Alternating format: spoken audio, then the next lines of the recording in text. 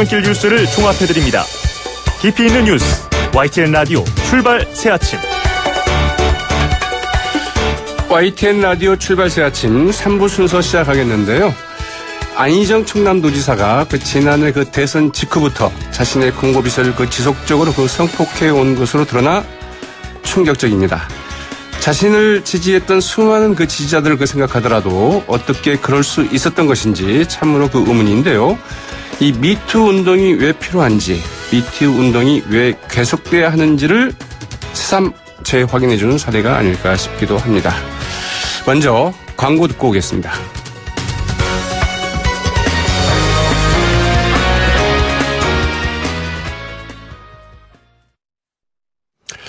아파트를 재건축할 때 받는 안전진단 기준이 좀 강화됐습니다. 열흘간의 행정 예고를 거쳐서 어제부터 좀 시행이 됐는데요. 안전진단은 재건축을 진행하기 위한 사실상의 첫 관문인 만큼 이 기준이 강화됨에 따라 재건축을 준비 중이었던 주민들의 반발도 나오고 있습니다. 안전진단 기준 어떻게 좀 강화되었고 이 기대 효과와 보완해야 될 부분은 무엇인지 국토교통부의 김응진 이 주택정책관 전화 연결해서 이야기 나눠보도록 하겠습니다. 안녕하십니까? 네, 안녕하십니까? 네, 이 강화된 재건축 안전진단 기준의 골자를 보면 20%였던 이 구조 안전성 평가 기준이 50%로 올라갔고요. 대신에 주거 환경 비중은 이 40%에서 15%로 내리는 것이 핵심이 아닐까 싶습니다. 먼저 이 내용에 대해서 조금 더 좀 자세하게 좀 설명을 좀 해주실까요? 예, 안전진단을 하는 기준은 4개 항목을 평가를 하고 있습니다. 네. 말씀하신 것처럼 구조 안전성과 주거 환경이 있고, 그 외에 설비 노후도, 그리고 비용 분석 이렇게 4개 항목으로 구성이 되어 있는데, 네. 이게 평가 항목별의 가중치를 이번에 조정을 하게 됐습니다. 구조 안전성 비중은 20%에서 50%로 올리고, 주거 환경은 40에서 15%, 그리고 설비 노후도를 30에서 25%로 소폭 조정을 했습니다. 네. 기존에는 주거 환경 중심으로 평가를 하던 것을 구조 안정성 중심으로 제가 평가의 중점을 조금 바꿨습니다. 네. 좀 쉽게 정리해서 본다면 좀 오래됐다 하더라도 주거 환경 좀 낡거나 이런 게 문제가 아니라 이 무너질 정도의 아파트가 아니면은 그런 정도의 위험이 아니면 좀 재건축 어렵다. 이렇게 좀 정리해 볼 수 있지 않을까요? 무너질 정도의 심각한 안전상의 문제가 발생하지 않더라도, 네. 노후화라든지 부식 등으로 구조 안전에 문제가 생기는 경우에는 재건축이 사실 가능합니다. 아, 그래요? 제가 좀 말씀드리고 싶은 거는 네. 이번 제도 개선이라고 하는 것이 구조 안전에 전혀 문제가 없는데도, 네. 기존에 추진되던 재건축 사업은 좀 추진을 어렵게 하겠다라고 하는 네. 것이 주된 목적이라고 할 수가 있습니다. 그러나 이렇게 기준이 좀 달라지다 보니까 그동안 재건축 기한이 되기만을 그야말로 절실하게 좀 기다려왔던 이 비강남의 아파트 주민들. 이게 강남의 재건축 과열을 막겠다고 만든 정책 때문에 우리만 손해보는 건 아니냐. 이렇게 정말 불만들이 좀, 터져 나오는 것 같아요. 제가 특정 지역을 염두에 두고 정책을 펴거나 하진 않고요. 네. 서울에 재건축 예산이 도래한 단지 중에서 안전진단을 받지 않은 단지들이 한 10만 가구 정도 됩니다. 네. 그 중에 강남 4구에서도 전체 한 4분의 1 정도가 있어가지고, 네. 특별히 강남 아니면은 비강남을 염두에 두고 우리가 타겟을 한 것은 아니고요. 네. 사실 그동안 안전진단이 되게 형식적으로 운영이 되어 왔습니다. 네. 사람들이 보통 내 집을 내가 재건축을 하는데, 그게 무슨 상관이 있냐, 이런 말씀을 하시는 분들도 계시지만, 네. 실제로 재건축 사업이 자기 집만의 문제는 아닙니다. 재건축을 하게 되면 세대수가 증가를 하는데요. 네. 일상적으로 예를 들면 한 1000세대 정도 있는 단지가 재건축을 하면 1500세대로 이렇게 늘어나게 되고, 네. 그러면은 도로라든지 상하수도와 같은 어떤 도시의 기반시설에 부하가 가중될 수가 있습니다. 경우에 네. 따라서는 기반시설이 제대로 작동을 못한다든지, 아니면 추가적인 기반시설 설치가 필요한 그런 문제가 발생할 수 있기 때문에 꼭 필요한 재건축인지의 여부에 대한 공적인 판단이 필요하고, 네. 그것이 안전진단이다. 이렇게 생각을 저희가 하고 있습니다. 그런데 안전진단이 지금까지는 되게 형식적으로 운영이 되어 오다 보니까 이번에 저희가 기준을 개정을 하게 된 것입니다. 자, 이제 그러한 설명도 이제 가능하고 또 충분히 뭐 납득할 수 있는 대목도 좀 많이 있다고 보여지지만 그러나 앞서 말씀드린 것처럼 이게 그 강남 재건축 과열을 막기 위해서 이제 급히 서둔 정책 아니냐 이런 이야기도 좀 많이 나오고 있거든요. 이제 이 부분에 대해서는 어떻게 좀 설명하시겠습니까? 앞서 말씀드린 것처럼 그 특정 지역을 염두에 둔 것이 아니고 저희가 이번에 그 행정 예고를 하고 네. 강화된 기준이 적용을 되다 보니까 실제로 이 강화된 기준이 적용되는 강남 지역의 아파트들도 있습니다. 네. 꼭 비강남 지역의 아파트들만 새로 강화된 기준이 적용되는 것이 아니고 전체적으로 일률적으로 적용이 된다는 말씀을 네. 강조해드리고 싶습니다. 네. 예.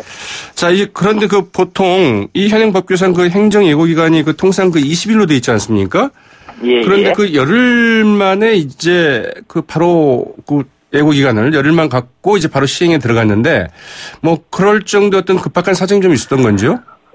행정 예고 기간은 이제 그 예고하는 그 내용의 성격에 따라 가지고 네. 필요한 경우에는 단축을 할 수가 있고 또 실제로 단축하는 사례도 상당히 많이 있습니다. 네. 이번 제도 개선안이 안전진단을 정상화하겠다라고 하는 그런 것인 것만큼 이제 가급적 조속한 시간 내에 네. 개정된 기준이 적용되는 것이 바람직하다라고 저희가 판단을 하고 있고 또 이제 개정 규정 적용을 피하기 위해 가지고 네. 또 서둘러 안전진단을 신청한다든지 하는 그런 혼선들도 고려해서 기간을 단축을 하게 됐습니다. 그러면 그 이렇게 좀 단축을 하신 이유는 이 맞으면 안전진단 기준이 좀 개정될 것이다. 이제 이런 그 움직임을 알고 이를 좀 서두르는 이런 그 아파트 단지들이 좀 재건축 단지들이 좀 많았던 건죠? 예, 그런 측면도 있었고 네. 아무래도 저희가 이제 새로 개정된 기준을 빨리 적용하는 것이 바람직하다. 시장을 조금 더 정상화시키고 안전진단이 제대로 작동되기 위해서는 조금 빨리 적용하는 네. 것이 필요하다라고 하는 그런 판단이 있었습니다. 자, 그럼 이제 그 새로운 그 안전진단 이 기준이 네. 그 적용되는 것은 뭐 어제부터 이제 그 적용이 되는 건죠? 아니면 월요일부터 이제 새로운 개정이 적용이 됐는데. 그렇죠. 네. 예, 통상적인 이제 안전진단 절차가 주민들이 안전진단 신청을 하면 구청에서 현지조사를 나갑니다. 네. 현지조사를 나가서 안전진단이 필요하다고 판단이 되면 네. 그 안전진단을 할 업체를 선정을 하고 안전진단을 의뢰를 합니다. 네. 근데 이제 이 안전진단 의뢰가 기준이 되어서 지난 월요일 이후에 의뢰하는 단지들은 네. 새로운 바뀐 개정 규정을 적용을 받게 되는 그렇게 되는 것입니다. 네. 이제 그 전에 이미 그 신청한 단지는 그 적용이 안 된다는 거죠? 예, 그렇습니다. 안전진단을 이미 업체에게 안전진단을 의뢰한 단지들은 기존 규정을 적용을 받게 되는 것입니다. 네. 자, 이제 그 붕괴 위험을 따지는 그 구조 안전성 분야를 가중치 비중을 50%를 대폭 높이지 않았습니까? 네. 이 부분과 관련해서는 이 그 내진에 좀 취약한 구조를 갖고 있는 그 노후 아파트 이 부분들을 어떻게 하느냐. 그러니까 네네. 이 내진 문제 때문에 사실은 그 재건축이 좀 필요함에도 불구하고 이 구조 안전성 기준으로 보면은 재건축 허가가 나오지 않을 수 있다. 이제 이런 얘기도 좀 나오고 있던데요. 일단 이제 구조 안전 비중이 높아지면 네. 구조적으로 문제가 있는 건물들이 재건축이 더 쉬워지는 것이 당연한 거거든요. 아, 그런가요? 구조 안전 비중이 높아지면 이제 구조적으로 문제가 있는 건물들이 재건축이 쉬워진다는 말씀을 드리고 싶고, 문제는 이제 구조적으로는 문제가 없지만 네. 이제 내진 설계가 되어 있지 않다. 네. 이런 경우가 이제 지금 말씀하신 그렇죠. 내용이신 것 같은데, 일단 기본적으로 저희가 볼 때 안전진단을 통과한 안전진단상 이제 안전에 문제가 없다라고 하는 건축물은 되게 튼튼한 건축물이라고 제가 보고 있고요. 네. 이런 건축물의 내진 성능을 반영하는 방법이 꼭 재건축만이 있는 것은 아닙니다. 그러니까 보수 보강이라든지 네. 이런 방법으로 내진 성능 확보가 가능합니다. 구조적으로 아무 문제가 없는데 내진 보강이 안 되어 있다라고 해서 무조건 그 건물을 허무는 것보다는 내진 보강을 하는 것이 더 바람직한 방법일 수 있다고 제가 생각을 하고 있고, 네. 앞서 말씀드린 이제 안전진단 평가 항목 중에 그 비용 분석 항목이라고 하는 것을 제가 말씀을 드렸는데, 네 가지 항목 중에 이 비용 분석을 할 때는 그 재건축을 하는 비용이라든지 비용과 그다음에 뭐 내진 보강과 같은 유지 보수의 비용을 서로 이제 비교하도록 하는 측면도 있기 때문에 꼭 이거를 허물어서 새로 짓는 것만이 대안이라고 지금 생각을 하고 있습니다. 근데 그 내진 설계를 위한, 내진 보강을 위한 그 유지 보수 비용이 굉장히 좀 많이 들어가지 않습니까? 뭐 재건축 비용보다는 그렇게 많이 들지 않을 수는 있겠죠. 그러나 이제 그 재건축을 했을 때 말하자면은 이 아파트의 시장 가격이 높아지는 반면에 지금 그대로 두고 내진 보강만 했을 때는 그렇지 않기 때문에 이 입주자로서 상당히 좀 부담이 되는 것도 사실일 텐데요. 그러니까 맞습니다. 주민 입장으로 봤을 때는 실제로 재건축 사업이라고 하는 것이 용적률이 높아지고 일반 분양분을 통해 가지고 재건축 비용을 충당하는 측면이 있기 때문에 개인적으로 봤을 적에는 재건축이 비용이 더 적게 든다고 볼 수가 있겠지만 사회 전체적으로 봤을 경우에는 새로 건물을 짓는 것하고 내진 보강을 하는 방법을 서로 비교를 해볼 필요가 있다고 생각합니다. 그러면 이제 그 노후 아파트의 그 내진 보강을 위한 이런 부분에 대한 좀 정책적인 지원도 좀 필요하지 않을까요? 내진 설계가 되어 있지 않은 내진 보강과 관련해서는 저희가 필요한 자금 지원이라든지 이런 것들도 지원을 해주고 있습니다. 예. 아, 그렇습니까? 자, 이제 그 부분은 오늘 좀 중점적으로 다룰 사안이 아니기 때문에 일단 좀 넘어가서요. 이 주거 환경 분야에서 그 주차 공간이 좀 부족하거나 이 소방차 진입이 좀 힘든 것에 대해서는 그 점수 비중을 높였다. 그래서 이제 재건축이 가능하도록 했다. 지금 이렇게 얘기를 하고 있는데요. 그러나 이제 이 두 가지도 전부 그 9개로 이제 그 주거 환경 평가 항목이 좀 나뉘어져 있기 때문에 앞서 말씀하신 그 주차 공간 부족 문제 이게 굉장히 좀 큰 문제인데 이래가지고 과연 이제 그 재건축을 통과할 수 있겠느냐 그 기준을 심사를 통과할 수 있겠느냐 이런 얘기도 좀 나오고 있던데요. 저희가 이제 주거 환경 평가 항목 중에 이제 소방차 진입, 소방 활동 용이성, 그다음에 이제 주차 공간 부분에 대한 그 비중을 높이고 일단 기준을 저희가 조금 바꿨는데요. 이런 제도 개선만으로 그 주차장이 부족하다고 해서 곧바로 재건축이 허용된다고 하기는 조금 힘들 겁니다. 아, 네, 그렇군요. 근데 이제 그런 부분에 대한 항목들의 비중이 높아지고 그다음에 그 기준이 조금 낮아지다 보니까 전체적인 종합 점수에는 좀 영향을 줄 수가 있다고 저희가 생각을 하고 또 대부분의 단지들이 안전진단을 하면 그 안전진단 점수가 현행 유지와 그 조건부 재건축 사이의 경계선 근처의 점수들이 좀 많이 보입니다. 그러다 보니까 이런 제도 개선이 어느 정도는 영향을 줄 것으로 그렇게 기대를 하고 있습니다. 네. 자, 아무튼 이 재건축이 좀 어려워진 아파트 주민들의 그 반발이 굉장히 좀 심해요. 그래서 집회는 물론이고 정부 상대로 그 소송도 검토하겠다. 이런 입장도 좀 밝히고 있는데, 자, 이 같은 반발을 좀 예상을 했던 건지요? 사실 지금까지 이제 워낙 안전진단이 형식적으로 운영이 되고 신청만 하면은 사실 안전진단이 다 통과가 되다 보니까 연한이 도래하면 재건축이 가능하다 이런 기대를 많이 하셨던 것으로 저희도 알고 있습니다. 이제 앞으로 저희가 꼭 필요한 경우에만 재건축이 할 수 있도록 기준을 바꾸다 보니까 종전의 기대에 좀 어긋난다고 생각하시는 분들도 계실 것이고 그래서 반대 의견이 좀 있을 것으로 어느 정도 예상을 했습니다. 자, 이제 아무리 좋은 정책이라 하더라도 이런 좀 반발이 좀 심하다거나 이렇게 해서 이제 호응을 받지 못하면은 좀 추진이 좀 쉽지 않을 수 있는데요. 정부로서는 어떤 좀 보완책이랄까요? 좀 대책을 좀 준비를 하고 계시는지요? 저희가 그 개선안을 만들고 이제 행정 예고를 해서 여러 가지 의견들이 조금 들어왔습니다. 그 의견들을 앞서 말씀드린 이제 소방 그다음에 주차 문제에 대해서 이제 평가 비중을 높이는 쪽으로 제가 반영을 해서 현 시점에서 제가 추가적으로 비준을 다시 바꾼다든지 하는 이런 보완책은 고려하고 있지 않고요. 이제 안전진단이 꼭 필요한 사업을 걸러내는 그 안전진단의 본래의 목적을 달성할 수 있도록 하겠다는 말씀을 좀 드리고 싶습니다. 네. 자, 오늘 말씀 고맙습니다. 예, 감사합니다. 네, 지금까지 국토교통부 김웅진 주택정책관이었습니다. YTN 라디오 출발 새 아침 3부는 좀 여기서 마치겠고요. 잠시 광고 들으신 후에 4부 이어가겠습니다. 날카로운 분석, 매일을 보는 시선. YTN 라디오 출발 새 아침. YTN 라디오 출발 새 아침 4부 순서 시작할 텐데요. 먼저 광고 듣고 오겠습니다. 네, 지금 시각 8시 29분 30초 지나고 있는데요. 교통정보 알아보도록 하겠습니다. 네, 김정현 캐스터. 네, 출발 새 아침 교통정보입니다. 오늘 서부간선도로 양방향 정체가 상당히 심한 상황인데요. 특히 도심 쪽으로 가는 길 사고 여파를 받습니다. 전 시간 성산대교 남단 부근 2차로에서 화물차 사고가 있었는데 지금도 이 사고 처리 작업이 진행 중이고요. 그렇다 보니까 뒤쪽으로 이어지는 서부간선도로가 도심 쪽으로 진입하는 길 안양교 부근부터 성산대교 남단까지 긴 구간에서 밀리고 있고 외곽 쪽으로 이동하는 길도 목동교 부근부터 금천교까지 역시 교통량이 많아서 이어서 길게 정체입니다. 강변북로 구리 쪽으로는 자유로부터 밀리기 시작합니다. 행주대교 부근부터 속도가 떨어지기 시작해서 이어지는 강변북로 한강대교 부근까지 쭉 정체가 되고 있는데요. 한강대교 조금 못 간 지점 4차로에는 고장차까지 서 있습니다.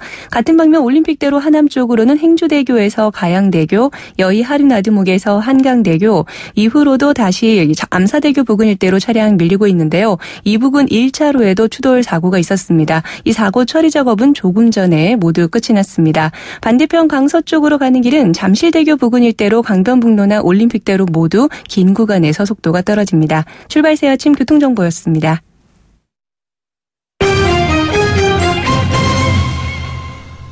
오늘의 주요 경제 이슈 짚어보는 시간이죠. 한국경제신문의 그 정인철 기자 지금 직접 스튜디오 나와 계십니다. 안녕하십니까? 네, 안녕하세요. 정인설입니다. 예. 네, 그렇군요. 제가 인사부터 좀 시켰어야 되는데요. 전화로 하다가 오늘 이렇게 얼굴 뵈니까 저는 아까 인사를 좀 미리 해서 좀 생략을 했는데, 네, 반갑습니다. 자, 이 중국 이야기부터 좀 시작을 해볼까요? 어제 이제 중국이 이 자유무역을 수호하겠다. 이렇게 좀 나왔어요? 아이러니하죠. 예. 네.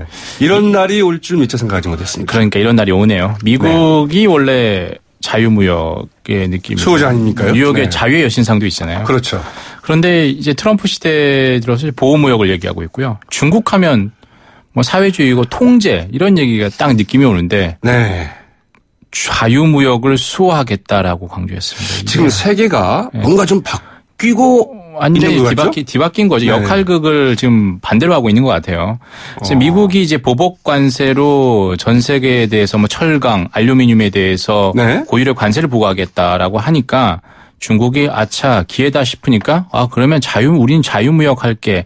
근데 물론 모르겠어요. 이제 제3자 입장에서 볼 때 과연 진짜 중국이 자유무역 하겠냐. 네. 근데 이제 일단은 미국과 중국의 G2 이른바 G2 간의 어떤 주도권 싸움에 있어서 중국이 주도권을 빼앗기지 않으려고 자유무역의 어떤 이니셔티브를 본인들이 쥐겠다라는 거죠. 네. 자, 이제 미국의 빈자리를 이제 중국이 좀 치고 들어가겠다. 이제 이런 구성으로 좀 읽히기도 한데 말이죠. 네. 자, 중국 그러나 이제 국방비를 좀 확 늘리기로 하지 않았습니까? 네, 제가 얘기는 하는데 아무튼 전혀 확산되지 않고 있는 얘기가 이제 안경이라는 건데 안경시대라는 건데 네. 평론가님도 안경 쓰셨으니까 안경 쓴 분들이 잘 나가는 것이기도 한데 네. 안보와 경제가 우리 컬링팀 그렇죠. 네. 안경 선배, 그죠? 네, 안경 선배가 그 얘기야. 그렇네요. 이제 그 안경 시대라는 건데요. 네. 안보와 경제가 연관성이 더욱 높아진다는 건데, 일단 중국과 미국도 다 안보와 경제에서 지금 경쟁을 하고 있거든요. 네. 경제에서 통상무역 전쟁하고 있고요. 네. 안보에서 이제 군사 굴기, 이른바 군비 경쟁을 하고 있습니다. 네. 중국은 이제 강한 군대를 만들겠다. 그 강한 군대 꿈, 강군몽이라고 하잖아요. 그렇죠. 그러려면 돈을 많이 써야 되는 거예요. 국방비를 확 늘리기로 했습니다. 네. 올해 국방 예산을 8.1% 늘리겠다라고 밝혔는데 그동안에 이 전국 인민대표회의에서 국방 예산을 공개하지는 않았거든요. 네. 이후에 공개를 했는데 이번에 밝힌 거예요. 그만큼 군비에 있어서 강한 군대에 대한 어떤 그 스트롱 군대라는 걸 보여주기 위한 거였는데 네. 8% 늘어나면 얼마가 되느냐. 중국 국방 예산이 우리 돈으로 하면 189조 원이 됩니다. 우리나라의 한 4.4배 정도 되고요. 네. 미국의 근데 2위예요. 미국의 1위인 미국은 이제 750조 원 정도 되기 때문에 4분의 1 수준밖에 안 되는데 아직은. 그런데 이거죠. 중국의 통계를 고지고대로 믿는 사람들은 거의 없잖아요. 그렇구나. 이제 중국에 믿을 수 있는 건 전기 사용량 그 정도 있다고 하는데 숨겨져 있는 군비 예산까지 하면 거의 400조 원. 미국의 한 절반 이상은 되지 않겠냐라고 지금 보고 있거든요. 그래서 미국과 중국의 이 군비 경쟁도 한반도 정세에 끼치는 영향이 상당히 크거든요. 네. 안경시대. 안보와 경제는 같이 간다. 안경 선배. 네. 대세. 그런 아주 중요한 부분입니다. 자, 그리고 지난해에 이어서 이번에도 중속, 그러니까 중간 속도의 성장을 계속해 나가겠다. 이제 이런 입장도 좀 밝혔죠. 중국 입장에서 중국의 속도라서 중속인지 모르겠는데. 그래요? 아니, 중간 속도죠. 근데 6.5%가 과연 이제 우리나라에 있어서는 중속은 아니죠. 예. 초고속이죠, 사실. 우리나라는 지금 2%, 3%로 지키냐 안 지키냐 그 싸움하고 있잖아요. 이제 그러고 보면 저희도 막 그 10% 두 자리 숫자 성장을 계속하던 때가 있었습니다. 80년대, 90년대 초까지 그랬었죠. 사실 이제 그런 시대를 살아온 사람으로서는 지금 이건 중소기에 보이는 거죠. 이제 이 부분들은 굉장히 중소가 좀 보이기도 하죠. 중국이 기존에 바오바 8% 지키는 게 있었고 바오치 7% 지키다가 이제 작년부터 6.5%를 목표로 잡았는데 이게 중속이라는 거죠? 맞습니다. 올해도 6.5% 중속을 하고 물가 상승률을 6%대 성장을 하겠다? 맞습니다. 3%의 물가 상승률 정도로 가져가겠다라는 건데 우리나라도 지금 소득주도 하겠다라고 하는데 중국도 수출 중심에서 이제 그 경기 부양 이런 거 부동산을 경기 부양하는 것보다는 소득 소비주도 성장을 하겠다라는 거고요. 이번에 이제 일단 어제 같은 경우는 경제 관련 부분에서 얘기를 했는데 한국에 대한 언급 있을까 봤는데 하나도 없었습니다. 아, 그렇군요. 네. 자, 이제 중국 이야기는 좀 이렇게 좀 정리를 하고요. 자, 앞서도 이제 그 재건축 이야기를 했는데 이 강화된 그 재건축 그 안전진단 기준 이 때문에 그 단지별로 아주 그 희비가 좀 엇갈리지 않았습니까? 이 재건축 이 안전진단이 다들 이게 요번에 이제 강화된 기준이 있는데 이게 되게 엄청 큰 것처럼 생각하는데 예전에 우리 이제 평론가님들 예비고사 보셨잖아요. 이 예비고사에 불과합니다. 이거 안전진단 통과해도 앞으로 10년을 더 가야 됩니다. 새 아파트가 지어지기 전까지. 아, 그건 원래 절차대로 하고 맞습니다. 맞습니다. 안전진단이 가장 첫 단계예요. 그래서 이제 안전진단 기준만 통과하면 마치 재건축이 될 수 있는 것처럼 다들 생각하는데. 근데 우리 그 정인설 기자도 쥐고 있는 게 하나가 있는데요. 네, 뭐 주식 투자나 할 때 이게 뭐 지금 미래 가치 때문에 하는 거 아니겠습니까? 안전진단만 통과가 되면 재건축한다라는 첫 신호죠. 그래서 집값이 오르는데 오르잖아요. 그걸 막겠다는 거죠. 사실 방금 물론 국토부 정책관님께서는 그게 아니다라고 얘기를 했지만 이 첫 단계에 오르면 이제 오르기 시작하거든요. 근데 그게 앞으로 10년간 지속된다는 거죠. 네. 아무튼 그걸 이제 잡겠다. 맞습니다. 이 재건축 첫 단계 막차를 타느냐 안 타느냐 가지고 희비를 엇갈렸는데 이 막차를 타느냐 여부는 그거예요. 재건축 안전진단 용역 계약을 체결했느냐 아니느냐. 그 시점 가지고 이야기를 하는 맞습니다. 거죠. 업체하고 맞습니다. 계약을 체결했느냐인데 그래서 이 정부가 지난달에 이 강화된 기준을 하겠습니다 발표하고 나서 재건축 관련 단지에서 모든 관리사무소가 바빴습니다. 서명 받으려고. 그렇죠. 서명하세요라고 방송하면서 서명 다 해서 결국에 영역계약을 했느냐 안 했느냐. 그러니까 서명을 받아야지 영역계약을 할 수가 있으니까요. 3분의 1 이상이 되는데 그 5일 기준으로 받은 곳이 21개 정도 됐어요. 그런데 그중에 막차를 탄 곳은 7개 정도로 파악이 돼요. 3분의 1은 합격, 3분의 2는 막차를 못 한 거죠. 그래서 그 단지별로 희비가 엇갈리고 지금 가격도 이 단지별로 확 차이가 나겠네요. 맞습니다. 제 구체적인 뭐 명칭은 얘기는 안 하겠지만 포털 사이트 쳐보면 다 나옵니다. 그 앞에도 이제 그 문제를 좀 저희가 좀 물어볼까 했는데 이제 시간 때문에 좀 생략을 했는데 아무튼 이런 뭐 이렇게 딱 어떻게 기준이 달라지다 보면 그 시점으로 해서 이제 말하자면 희비가 엇갈리는 이런 부분들을 좀 제가 어떻게 그러니까 차를 탄 사람들은 이제 뭐 돈을 냈으니까 돈 오르는 거고요. 못 타는 곳은 그러면 이제 더 기다려야 되는 거죠. 이 재건축 아파트 단지 주민들 지금 아직 안 한 분들은요. 이 안전진단을 좀 받아야 되느냐 말아야 되느냐 좀 고민이 좀 많을 것 같아요. 맞습니다. 왜냐하면 공짜면 다 받아보겠죠. 그런데 이게 수억 원이 들어요. 그렇죠. 근데 이걸 넣어서 만약에 떨어지면 어떡할 거냐는 거죠. 내 돈 날아가는 건데 고민이 되는 거고. 그래서 아마도 앞으로는 이 용역업체 선정하기 전에 시뮬레이션을 해주는 업체들이 더 이제 곽강을 받을 것 같아요. 그렇죠. 다 당연히 그게 나오겠죠. 물론 아까 이 국토부 정책관님 같은 경우는 뭐 0점 몇 점 차이로 떨어지고 붙는다라고 하는데 기준은 어떻게 하나 다르거든요. 이번에 기준 바꾼 건 이거예요. 수능 바꾸면서 영어 비중을 확 낮추면서 듣기 비중을 조금 올렸다라고 해서 듣기 비중이 올라갔다라고 얘기할 수 있나요? 네, 그렇죠. 상당히 힘든 부분이에요. 근데 그럼에도 불구하고 커트라인에 걸려 있는 부분은 될 거다라고 하는데 그동안 재건축 규제는 뭘 왔다 갔다 했습니다. 10년 전으로 돌아갔다 이렇게 생각을 하시면 될 것 같습니다. 그렇군요. 네, 10년 전으로 돌아갔다. 백투더 퓨처인가요? 네. 자, 휴대전화 그 통신사 옮기려면 그 다들 그 위약금 폭탄 때문에 좀 걱정이 많지 않습니까? 그렇죠. SK텔레콤이 좀 반가운 소식을 좀 내놨나요? 반가운 어떤 이런 그 제도를 좀 내놓은 것 같기도 하고요. 지금 위약금 폭탄인데 위약금 폭탄이 좀 덜해졌다라는 건데요. 아, 그런가요? 지금은 뭐 휴대폰 단말기 보조금 안 받고 12개월, 24개월 약정을 하면 그 할인을 받잖아요. 그런데 그 약정 기간을 꽉 채우게 하기 위해서 약정 기간이 길어질수록 그 중간에 해약을 하면 위약금이 더 큽니다. 왜냐하면 그동안 받았던 보조금을 그대로 토해내라는 거거든요. 근데 이번에 SK텔레콤 같은 경우에는 절반 이상 채우면 위약금이 줄어들고 만료 시점이 0원이 되도록 좀 바꿨어요. 그래서 현재는 6만 원대 데이터 무제한 요금제 쓰다가 24개월 약정한 다음에 뭐 한 달 놔두고 해지를 하면 15만 원의 위약금을 내야 되는데 앞으로는 이제 SK텔레콤 가입자 같은 경우는 2만 원 정도의 위약금 정도만 내면 된다는 거죠. 그렇군요. 자, 이제 얼마 전에 이 국방부가 군인들의 외출 해박 구역점 제한을 좀 폐지하겠다. 뭐 이렇게 방침을 밝혔다가 이 강원도에서 좀 난리가 나지 않았습니까? 네. 이게 이제 군대 갔다 오신 분들 다 알 거예요. 전문 용어로 점프라고 하잖아요. 네.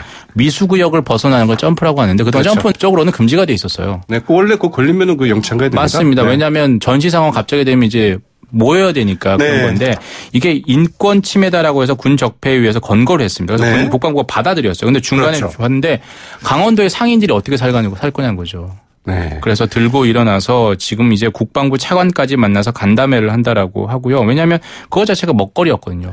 이런 영향이 있을지는 네. 생각을 못 해본 거죠. 그런데 사실은 이거 똑같은 일이 있었습니다. 어떤 일이죠? 네.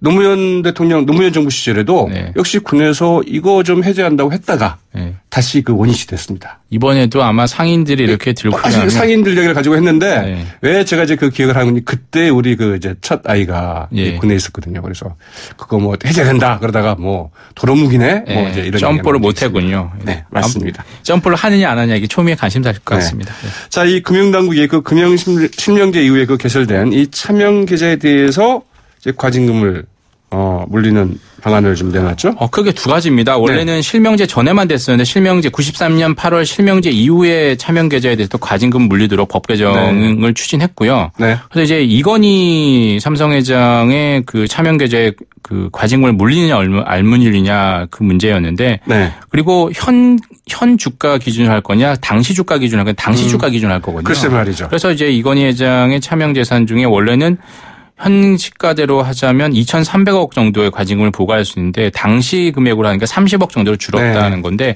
더 하나 중요한 건 이걸 법을 개정한다 하더라도 소급할 수 있느냐. 그렇죠. 이 문제는 항상 있는 문제거든요. 그래서 네. 이 부분에 대해서 금융위원회 같은 경우는 어디까지 소급할 수 있냐 그리고 또 어디까지를 소급으로 볼 거냐 이를 국회 논의 과정에서 검토해서 네. 과징금 부과 대상 기준을 구체적으로 정하겠다 이렇게 얘기를 하고 있습니다. 국회 논의 과정이 쉽지만은 않을 것 같습니다. 맞습니다. 오늘 말씀 고맙습니다. 감사합니다. 지금까지 한국경제신문의 정인설 기자였습니다.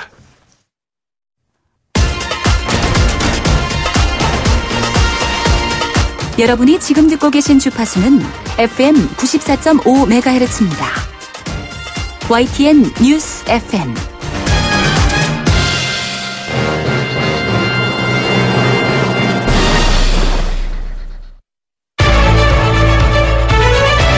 민심은 천심이다. 생생한 여론을 통해 우리 사회를 진단합니다. 이것이 여론이다.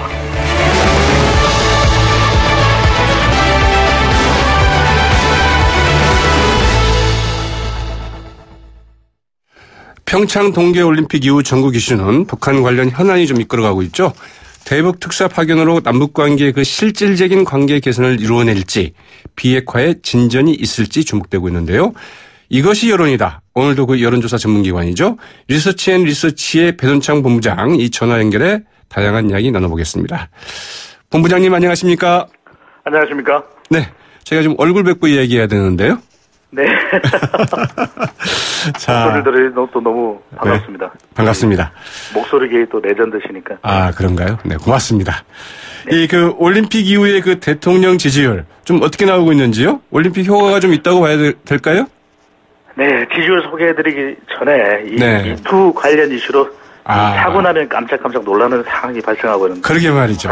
발생하고 있는데 이 지지율에 어떤 영향을 미투 이슈가 또 미칠지도 지켜봐야 될 것 같습니다. 네. 대통령 지지율 올림픽 메달 효과를 누린 것으로 나타났습니다. 아, 그래요? 이 리얼미터가 CBS 의뢰를 받아 지난달 26일부터 28일까지 그리고 이달 2일 실시한 조사 전국 2,003명 무선 전화 면접 및 유무선 RDD 자동응답 조사 표본오차 95% 신뢰 수준 플러스 마이너스 2.2%포인트 성연령 지역 가중치가 적용되고 응답률 5.2%. 네. 자세한 사항은 중앙선거론조사 심의위원회 홈페이지에서 확인 가능한데요. 이 문재인 대통령 국정 수행을 물어보았습니다. 네. 이 3명 중 2명 정도인 66.5%는 잘한다는 이 긍정평가를 내렸고요. 네. 이 잘못한다는 부정평가는 29.3%입니다. 네. 이 대통령 지지율 50%대까지 하락한 바도 있었는데요. 이 올림픽 이후 이 메달 효과, 영미 효과를 예. 누리면서 이 지지율 60% 중후반대까지 올라갔습니다. 네, 그렇군요. 자, 배정찬 본부장, 여론조사에 그 개요 설명하는 거 힘드시면 미리 보내주시면 제가 대신 읽어드리도록 하겠습니다. 아닙니다. 괜찮습니다. 그렇습니까? 네. 래퍼처럼 빨리 읽겠습니다. 그렇습니까? 특히 이제 주목되는 것은 올림픽 개최 이전 이 문 대통령 지지율에 좀 미묘한 움직임을 보였던 20대와 30대의 지지율 변화. 어떻게 됐을까 싶은데요?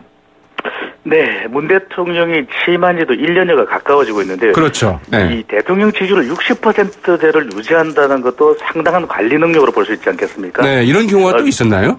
네, 이 역대 대통령과 비교해도 허니문 기간이라고 하기도 힘든 이 높은 지지율도 상당히 오래가는 것, 그만큼 관리가 되고 있다고 볼 수 있겠는데요. 이 올림픽 직전에는 위기도 있었습니다. 대통령 지지율이 같은 조사 기간에서 50%대로 내려가기도 했는데요. 네. 특히 그렇게 내려갔던 가장 큰 원인이 2030 세대의 지지율이 하락했기 때문이었지 않습니까? 네. 이 올림픽 폐식 직후부터 실시된 이번 조사에서는 이 30대 지지율 78.9%로 가장 높았습니다. 예. 연령대별로 볼 때요. 이 올림픽을 거치면서 이 30대 지지율이 복원됐다고 볼 수 있겠는데요. 확실히 회복됐다 이렇게 볼 수 있겠군요. 네. 그렇습니다. 40대 지지율도 이 올림픽뿐만 아니라 남북 관계에 대한 대통령의 정책 능력을 인정받으면서 73.3%의 높은 지지율이었습니다. 네. 10대가 주목되는데요. 네.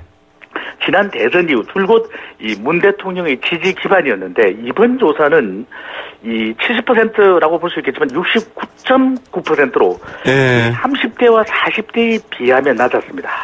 이 가상화폐 거래소 폐쇄 논란, 남북 단일팀 구성에 따른 신안보 세대 심리 표출 등 아직 20대는 이 부분적으로 여진이 남아 있는 것으로 보여집니다.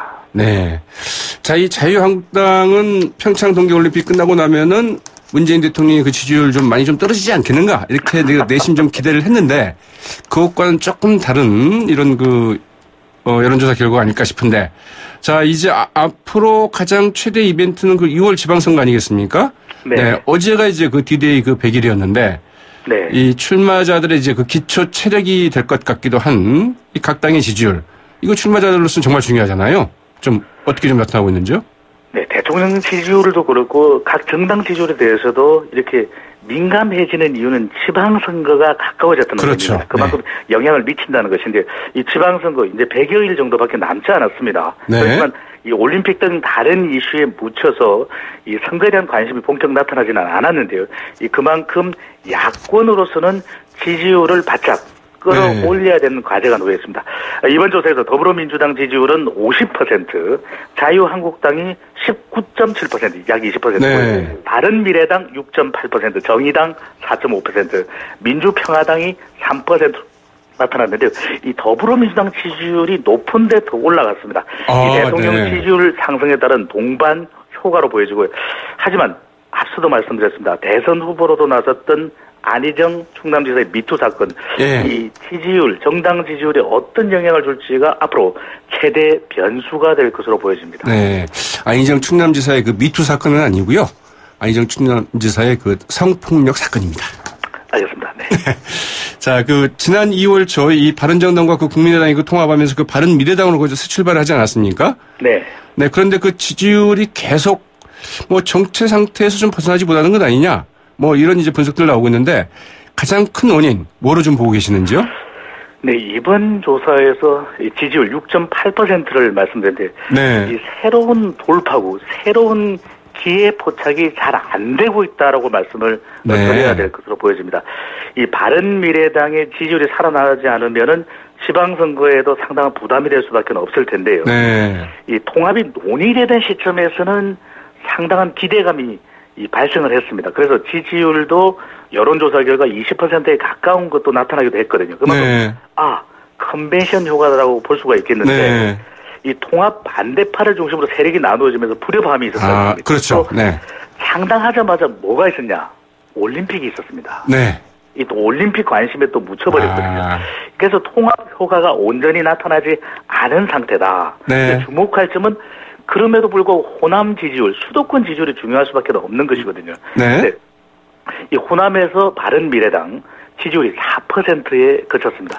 이 수도권 지지율도 한 자릿수에 그친 것으로 나타났고요. 네. 그 정당의 경쟁력을 이야기할 때는 이념, 정책, 사람이 될 텐데 네. 이 중도가 중간지대이기 때문에 상당히 애매모호합니다. 그렇죠. 이런 경우에는 정책을 상당히 강하게 밀어붙이는 것이고 이탈리아 총선에서 돌풍을 일으켰다는 뉴스가 들려온 것이 5성 운동 정당 아니겠습니까? 네. 그만큼 정책이 선명해야 되는데 정책 의존도가 높은 화이트 칼라층에서 이 바른 미래당의 지지율 4.2%에 그쳤습니다. 네. 화이트 칼라층의 지지율을 얼마만큼 끌어올려낼 수 있는지가 이 주요한 관건이 될 걸로 보여집니다. 네.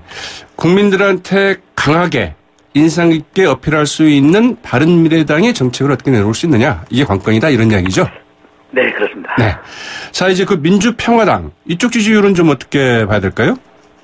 네, 민주평화당 하면은 우리가 80년대인가요? 평화민주당을 떠올릴 수가 있겠는데. 네, 평민당이 있었죠. 네, 호남이라고는 지역을 바로 떠올릴 수가 있습니다. 네. 그렇지만 이 지역을 떠올리게 되면, 특정 지역을 떠올리게 되면 이것을 일종의 지지율의 저수 현상이 발생할 수가 있는데요. 네. 지지율이 특정 계층이나 특정 지역을 못 벗어나게 될 수가 있는 것이거든요. 이번 조사에서도 이 지지율이 이 민주평화당 이 3%, 5% 미만에 그쳤거든요. 그렇게 네. 이 5% 미만의 지지율이 될 경우에 정당에서 또 후보자가 출마할 경우 경쟁력을 가지기가 이 좀처럼 쉽지 않습니다. 네. 상당한 부담이 될 수 있는 것이고요. 이 지역 기반인 호남 지지율도 10% 선을 돌파하지 못한 이 9.1%에 그쳤습니다. 네. 지역 내 더불어민주당과 지지율 경쟁은 더 치열해질 수밖에 없는데 적어도 호남 지역에서만큼은 민주평화당이 이 30% 지지율은 가까워져야 지역 내 경쟁력을 가질 수 있을 텐데요. 네. 이 앞으로 전남북을 중심으로 선택해서 지지율을 더 올리는 그런 묘안이 필요해 보입니다. 자, 이제 그 민주평화당으로서는 그 지방선거 앞두고 그러면 무엇을 좀 어떻게 해야 될까요? 물론 뭐 저희가 뭐 직접 고민할 일은 아니긴 합니다만 그렇습니다. 이 여론조사 전문가로서의 시각으로 볼 때, 네, 여론상으로는 더 방안들이 있겠지만 우선 네. 지지율상으로만 본다면 민주평화당이 기반은 뭐니 해도 호남이거든요. 특히 전남, 또 전남북 광주를 포함해서 이 지역에서 좀 더 지지율을 끌어올릴 수 있는 이슈 파이팅이 네. 더 적극적으로 될 필요가 있어 보입니다. 네.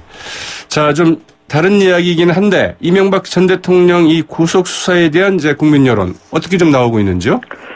네, 여러 가지 이슈가 많지만 또 국내 정치로 눈을 돌려보면 가장 관심이 많은 이슈가 이명박 전 대통령 수사 아니겠습니까? 네. 이 대통령의 구속 수사에 대해서는 찬성 여론이 67.5%로 압도적인 것으로 나타났습니다. 네. 리얼미터가 TBS의 의뢰를 받아 28일 지난달 실시한 조사에 대해 전국 502명, 더불어차 95% 신뢰 수준, 플러스 마이너스 4.4%, 응답률 6.2%, 나머지는 지지율 조사 개요와 동일하고 자세한 사항은 조사기관의 홈페이지에서 확인하시면 되겠습니다. 네. 자, 이제 앞서도 말씀하셨습니다만 그 안희정 충남도지사의 성폭력 사건, 성폭행 사건. 네. 이 부분이 앞으로 좀 어떤 영향을 좀 미칠 거라고 좀 생각을 하시는지요? 지방선거를 상당히 뒤흔들 수 있는 이슈가 될 수 있습니다. 왜냐하면 이것이 정당 지지율에도 영향을 줄 수 있는 이슈가 되는 것이거든요. 지방선거에서 가장 중요한 3대 요소는 지지율, 그리고 구도, 그리고 후보가 될 수 있습니다. 그런데 이 지지율의 안희정 지사는 이 대선까지 나갔던 인물인 만큼 이런저런 이 수준으로든 당 지지율에 영향을 줄 수가 있을 것이고 또 하나는 구도가 그동안엔 적폐청산으로 흘러왔는데 이 일종의 우리 사이에 미투와 관련된 본격적인 논의가 이루어지는 것이 지방선거의 구도로도 놓일 수가 있다라고 하는 점이고요. 또 하나 중요한 것 이제 후보 검증 많이 이야기하는데 재산 필요 없습니다. 또 경력 또는 표절 이제는 미투와 관련된 이슈가 발생하면 후보는 치명적인 타격을 받을 수밖에 없기 때문에 지방선거에 나가는 수많은 후보들 미투 영향이 가장 결정적인 반응이 점차 커져가고 있습니다. 네. 자, 안희정 충남지사 지금 바로 그 사표를 제출했다고 그러고요. 안희정 지사에 이어서 그 충남도의 그 윤원철 정무부지사 또 비서실장 등 다들 그 동반 사퇴했다는 소식 지금 들어와 있는데요. 자, 이게 이제 굉장히 영향을 많이 미칠 것 같은데 마지막으로 그 한 15초 남았습니다만 이 바로 그 충남도지사 선거에는 좀 어떤 영향을 좀 미칠 거라고 보시는지? 그렇습니다. 그동안에 도지사 선거에 나가는 민주당 후보들은 이 안지사의 후광 효과를 노렸거든요. 이제는 그 변수가 사라지게 되기 때문에 이제는 민주당 후보들 경선, 본선 상당히 이 걱정을 많이 해야 되는 상황으로 돌변하는 그런 현상으로 보여집니다. 네, 오늘 말씀 고맙습니다. 감사합니다. 지금까지 리서치앤리서치의 그 배종찬 본부장이었습니다. 자, 오늘은 이 개구리도 그 겨울잠에서 깨어난다는 그 봄의 시작 그 경칩이죠. 그래서 그 한자 성어 하나 좀 꼽아봤습니다. 춘내 불사춘. 봄은 왔지만 봄 같지 않은 그 추운 날씨가 계속 이어진다는 뜻이죠. 이제 막 대화의 그 물꼬가 트인 그 남북 관계에도 그리고 또 그 여야 대치 국면이 이어지고 있는 우리 정치권에도 정말 봄다운 봄이 왔으면 좋겠다는 생각 해보게 됩니다. 그리고 대북 특사단 오늘 좋은 소식 갖고 좀 돌아왔으면 하죠. 지금까지 백병규였습니다. 저는 그 내일 아침 7시 15분 다시 찾아뵙겠습니다. 함께해 주신 여러분 고맙습니다.